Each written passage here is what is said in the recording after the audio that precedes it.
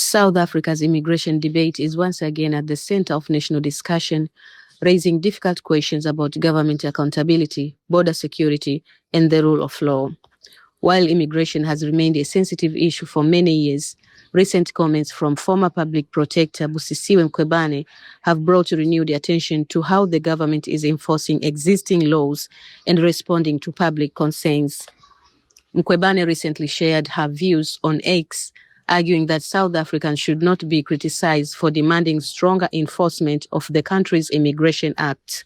Instead, she placed the responsibility on government institutions, saying agencies such as the South African Police Service, immigration officials, and other authorities have failed to carry out their legal duties over the past 3 decades.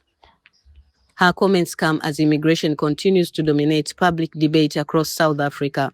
Concerns about undocumented migration, border security, and the pressure on public services have become major political issues, with many communities calling for stricter enforcement of existing laws.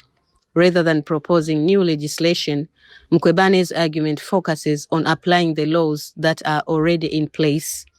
At the same time, the debate remains highly sensitive. Critics stress that there is an important distinction between undocumented migrants and foreign nationals who are legally living and working in South Africa. Human rights organizations have repeatedly warned that frustration over immigration policy should never lead to discrimination, violence, or collective blame against migrant communities who are following the law.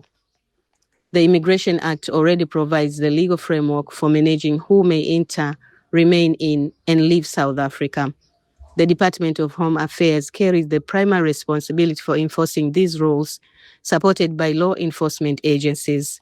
As a result, the current discussion is becoming less about whether laws exist and more about whether state institutions have the capacity and political will to enforce them consistently. Politically, immigration is expected to remain a major issue because it touches on public safety, employment, service delivery, and confidence in government institutions. Leaders from different political backgrounds continue to offer competing solutions, while citizens are looking for practical results rather than continued debate. For now, Mkhwebane's remarks have added another voice to an already complex national conversation.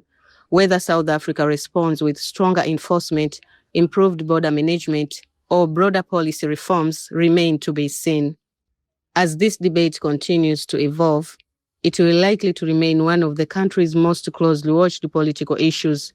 Would like to hear your perspective. Should the focus be on stricter enforcement, broader reform, or different approach altogether? Share your thoughts in the comments and stay with us for continuing coverage of this developing story.